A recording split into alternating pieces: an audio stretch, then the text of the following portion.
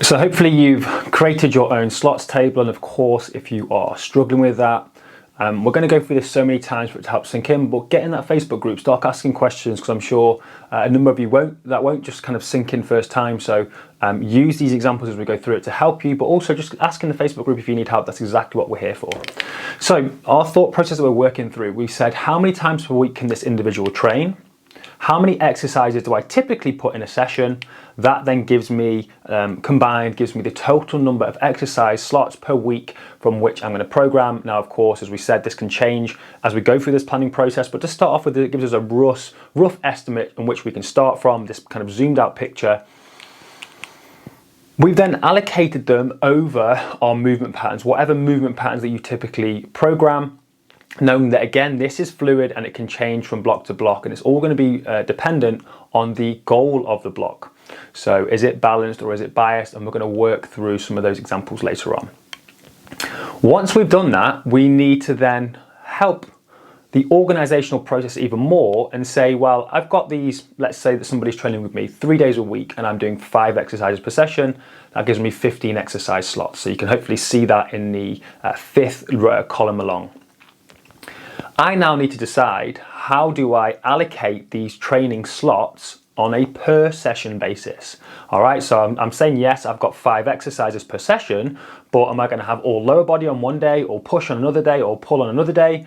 Well, we've already said that we probably want to try and hit things twice per week. So an easy way for us to start trying to organize this is to consider our training split.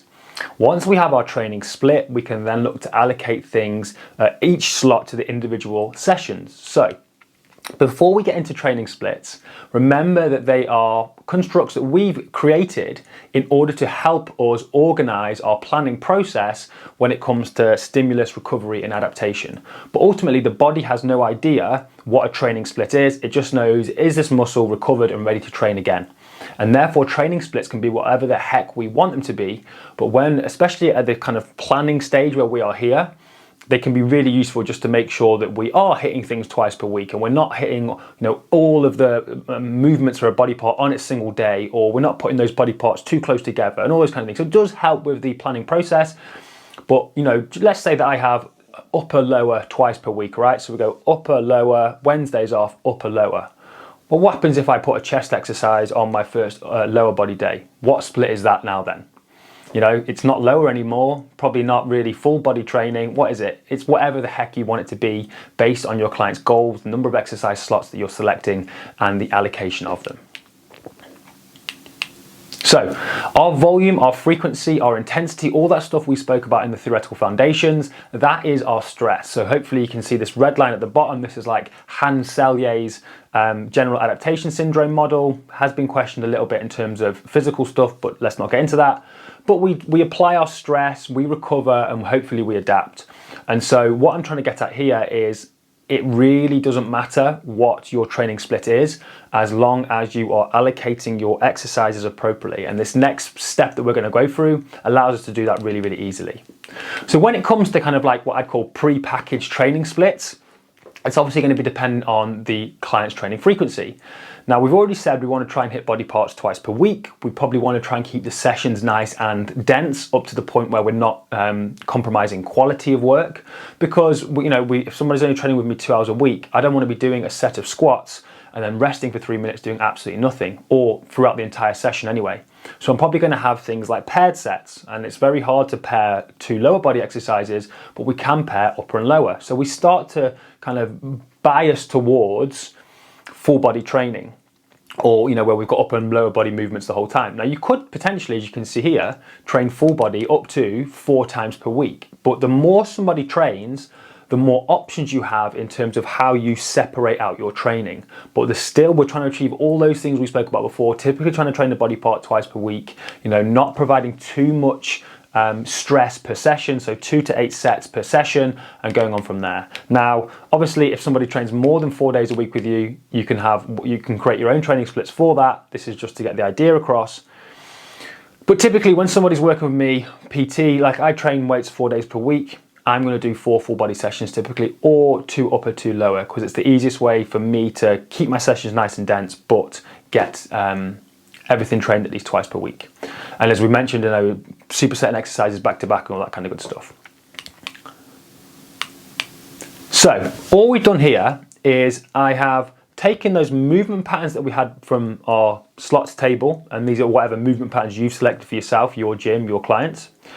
And then I've got a number of different training splits here. And all this first table is going to do is show you the potential days that I could program in certain exercises based on these training splits. All right, it's just to give us some structure to start off with.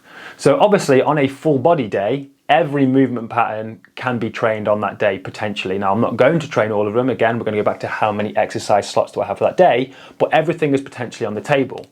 Now, if we go to something like a full body push or a full body pull, on my full body push, I can do horizontal pushing, I can do vertical pushing, I can do lower body pushing, so kind of quad dominant movements and knee dominant movements, but I'm not going to do any pulling movements. So you can already see there that starts to constrain what exercise slots I could put in on what day. Upper and lower is fairly self-explanatory, anterior and posterior splits. So what's on the front of the body, what's on the back of the body, and again, notice here that I've not included smaller muscle groups, which again, if they are something that you program in regularly, you might do, and I'll show you an example of that in a second. Upper body push, upper body pull. All I want you to get across here is based on that previous table that we looked at, we're saying how many times a week is this person training?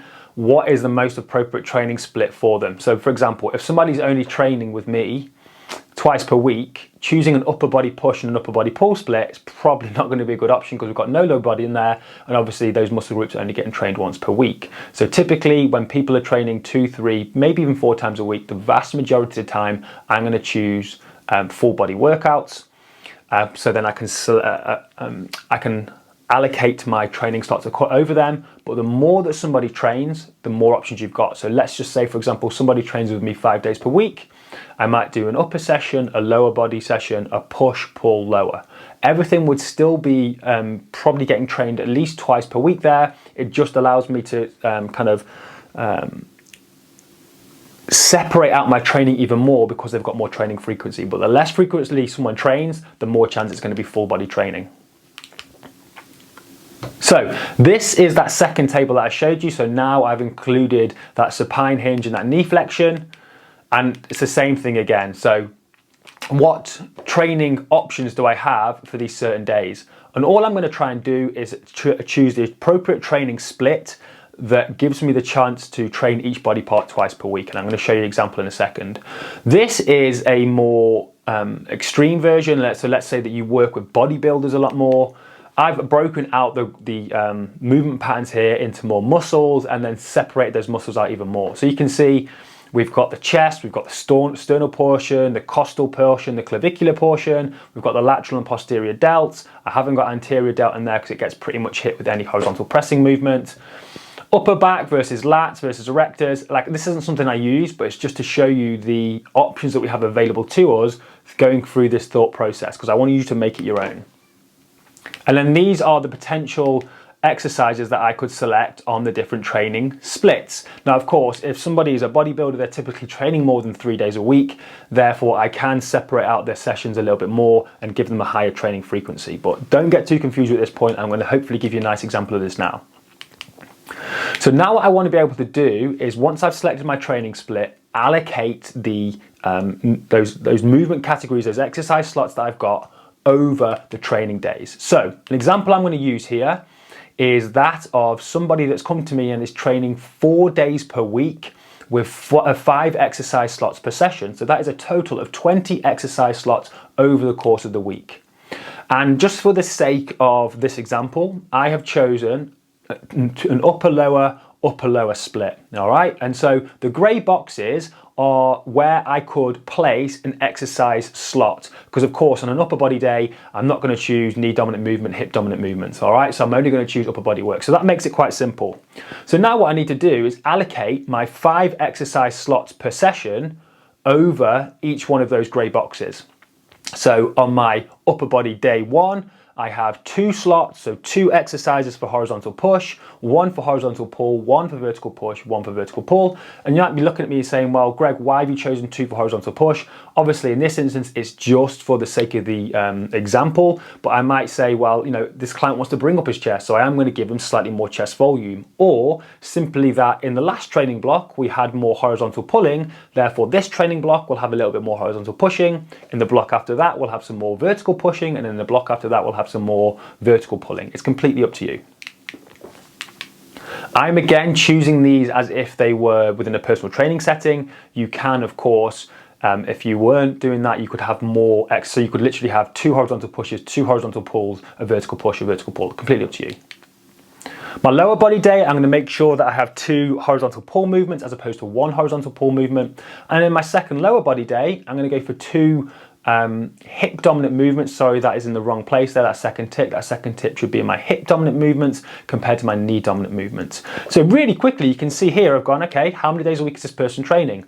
4. How many exercise slots do I typically put in their session? 5. So I've got 20 slots to allocate, and I'll have gone to my table, looked at the number I need to allocate. I've then chosen my training split. It could have been 4 full body exercises, but I'm just going to say no, I'm doing upper lower twice. Brilliant. Now I need to allocate my 5 exercise slots over the course of each session. So upper body 1, I've got 2 horizontal push, 2 horizontal pull, a vertical push, a vertical pull. And then all I can really quickly do is look at my movement categories across the top and say, okay, horizontal push, that's getting hit twice per week, 2 exercises on one day, 1 exercise on another. Horizontal pull, that's getting hit once on the first day, twice on the second day. Vertical pushing and vertical pulling, they're only getting trained 1 exercise per session. Therefore, those exercises may be more appropriate for pushing my volume up a little bit on. Maybe I'm trying to get a few more sets in on that day, or I'm going to add some intensification techniques. So you can see how being zoomed out here starts to help me make decisions. Same thing for my bilateral knee dominant movements and my hip dominant movements. Following through the processes that we're going to go through after this will turn out to be a very, unless I do something really stupid, very scientifically sound program. I'm training body parts twice per week, majority of reps in the 6 to 20 repetition ranges. I've only got 5 exercises per session, therefore I'm going to have adequate rest between my sets. I've allocated my volume appropriately across the course of the week, etc, etc, etc. So hopefully what you can start to see is that as long as I follow through this thought process and I'm not completely violating the steps that we're talking about here, I'm always going to have a pretty scientifically sound program. Now, I've mentioned a number of times, this is fluid, and what we don't want to do is get caught up in like these set rules that we've got. We want to try and stick to our guidelines that we've given you in the theoretical foundations, but it's fluid. So what I could say straight away is, just looking at this in terms from a planning perspective, is say, well, I've got upper lower twice, so on the first upper body days and the first lower body day, I'm going to do more strength dominant movement, so 6 to 8 repetition ranges. And then the second time in the week that these body parts are trained, we're going to do more classic hypertrophy stuff in the 10 or 8 to 15 repetition range. So straight away, just going through the very simple thought process of, how many times a week is my client training? How many exercise slots per session? How many total exercise slots over the course of the week? Allocated out over the movement patterns based on their goals. I then choose my training split and allocate those training slots over the movement patterns. I've then got a really broad brush picture, because each tick realistically is going to be somewhere between 3 to 6 sets, I would imagine. So I'm going to hit most of my guidelines straight away. And then from a planning perspective, I can say, yeah, this is a little bit further down the line, but yeah, this client's a bit more advanced. They want a bit more variety. Therefore, on upper and lower body day 1, we'll go 6 to 8 reps. Upper and lower body day 2, we're going to go more hypertrophy reps. Guess what, guys? You now just created a daily undulating program. All right, so it could have been like starting off going, this is going to be really complicated, you know, to create upper lower, heavier, lighter, strength, hypertrophy, or whatever you want to call it. But working through the simple steps that we've done so far, we've created a really sound program for somebody that's got some DUP in there. Great stuff. But it is fluid, like I said. So I might decide that actually on my upper body days, I can superset exercises easier, right? Because we can have horizontal push-pull or whatever it might be. So actually, I can afford to get in 2 more exercises over the course of the training week on my upper body days. So on my upper body days, I'm actually going to have 6 exercise slots, and on my lower body days, I'm only going to have 5, because they're typically straight sets. I don't have to superset it back to back. So now this is what my session might look like. Session 1 is an upper body strength session. I have 2 horizontal pulls, 1 horizontal pull, 2 horizontal push, 1 horizontal pull, 1 vertical push, and then 2 vertical pulls. I've got a more squat dominant or knee dominant movement pattern on my lower body strength 1. On upper body hypertrophy 1, or second hypertrophy day for my upper body, I've got 2 horizontal pushes, 2 horizontal pulls, 2 vertical pushes, 2 horizontal pulls, a horizontal push and a vertical pull. And then on the lower body hypertrophy day, it's more hip dominant. And I've got the tick there in the unilateral knee column. It should actually be in the bilateral hip column. But hopefully you can see, working through the very simple process of just saying, how many days a week is my client training? How many exercise slots roughly do I have on each day? How many total exercise slots do I have? 20 in this instance to start off with. How am I going to allocate them over the movement patterns? And I go back to the table that we created for that. I say, is it balanced or is it biased? Okay, this is pretty much a balanced plan at this point in time. I'm going to try and hit everything with fairly similar volumes, knowing that it's not always going to be exactly the same. I then choose my training split based on their training frequency. This man's training 4 days a week. Cool. I'll give him an upper-lower split. From there, I allocate my exercise slots over the individual days based on what's possible for that training split. And then I can adapt from there. So here I said, okay, first 2 days are going to be more strength-based. Second 2 days are going to be more hypertrophy-based. And actually on upper body days, I'm going to have 6 exercises, not 5. And then the next stages from this would be going, okay, upper body strength 1.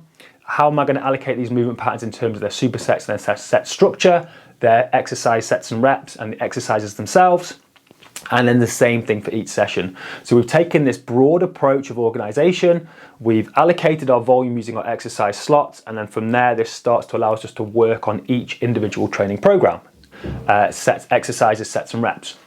And this is where the decision-making process gets easier. And of course, you could almost start from this position next time somebody comes to you that wants to train 4 days a week, right? You could go, yeah, 4 days a week. I've got a template for upper, lower, twice per week, strength on this day, hypertrophy on this day, and then you just make it specific to that client. So you haven't got to go through this each and every time, but hopefully you can see a thought process isn't a program.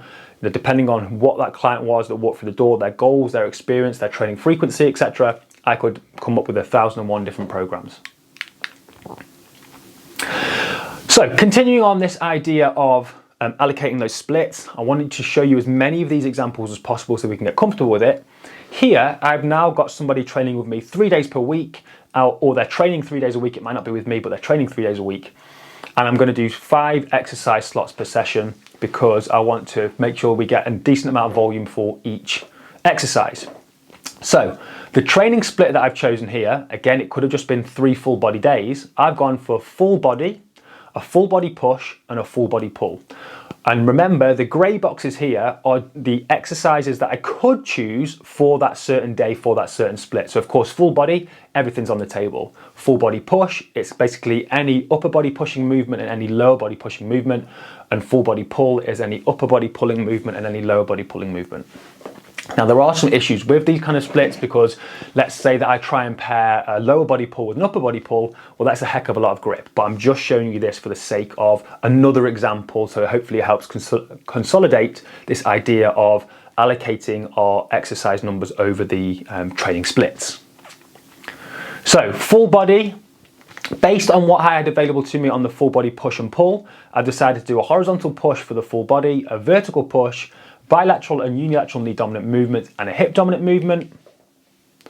I'm going to go 2 vertical pushes for my full body push day, and then 2 horizontal pulls for my pull day. And again, they could have been wherever you wanted to on those days. You know, you could, on the full body pull day, you might decide actually I want 2 bilateral hip dominant movements, or I want 2 vertical pulling movements, and that might change each block. So again, I'm kind of setting you up a little bit here for the next phases.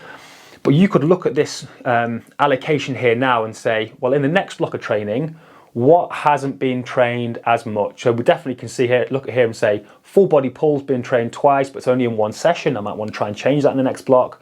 Vertical push has got 3 exercise slots, and maybe I'm going to pull back from that and give a little bit more allocation to a different exercise on that full body push day. It would then start to provide some variety, provide some structure about what needs to be changed in terms of exercise selection, and it's going to really start to help out. So, From my overview here, I can see that my vertical pull and my unilateral hip dominant movement are only being trained once per week. And this happens sometimes. Like I said, not all exercises will get trained twice per week. Of course, I could just say, well, instead of doing a vertical push on my full body push day, I'm going to take a tick and put it in the vertical pulling column, and then that would be getting trained twice a week. That's of course an option.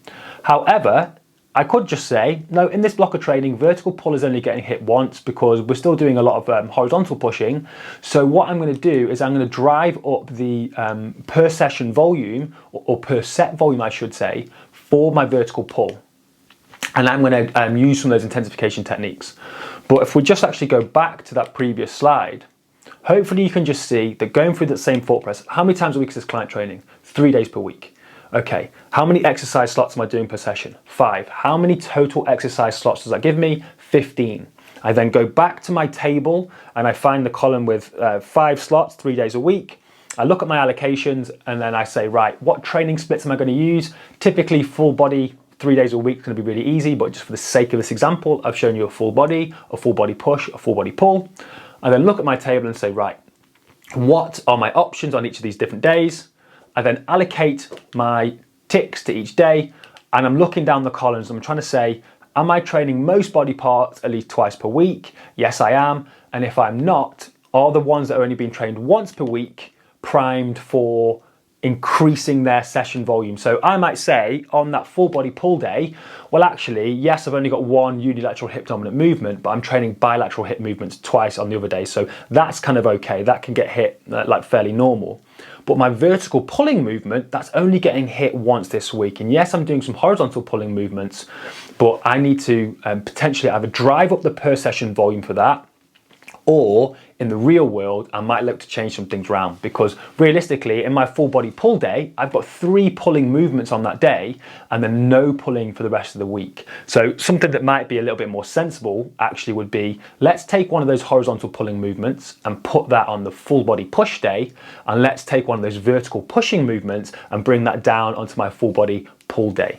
And now I wouldn't be in those kind of training splits of full body push or pull, but now I'd be far closer to those principles that we said before, because I'd be pulling on 2 days a week, I'd be pushing on 3 days a week, and therefore it'd be far more accurate in terms of those guidelines that we've got. But once again, hopefully you can see that just by going through this initial stages of the thought process, how many days a week is somebody training, how many exercise slots, what's my total exercise slots, how am I allocating that over my movement patterns based on the goal of the block. Then based on the training frequency, I choose a training split, typically full body, but you can do other things if you're training a bit more frequently. I then need to allocate my training splits, my slots, over the different training splits. And then I can step back and get a nice overview and say, okay, is everything getting trained twice per week? If I need to, can I jig some things around to make sure that happens? And then if something is only getting trained once in this block, can I raise the session stress for that muscle group? So more sets for that exercise, intensification techniques if it's appropriate. And then when we move into the next block of training, can I make sure that that movement pattern does get hit twice per week to make sure that's evened out over the course of a year? But it gives me a really high level perspective of what I'm trying to achieve. And then we can start to look at the individual sessions and say, okay, on my full body day, I've got a horizontal push, I've got a vertical push, I've got a bilateral knee dominant movement, I've got a unilateral knee dominant movement, I've got a bilateral hip dominant movement. How do I want to order these within this session to make sure that it's appropriate? So typically most important exercises or most demanding exercises first, and then which exercises can be paired together to make logistically and physically sound supersets. Once I've got that in place, choose my exercises, choose my sets and reps, that's a really good session. I do the same thing for full body push, do the same thing for full body pull. I've now got a really solid training plan for my client. Next thing I consider is how much variety, that will come in the next block. Or then I can consider, this is this block of training, what subtle changes do I want to make the next block and the next block and the next block. So hopefully you're starting to see the power of this thought process. A process isn't a program, but if you follow through this each time, it's going to give you some high level understanding. So what we're going to do next is going to do an example that you're going to work through with me so you can start to really try and consolidate this idea.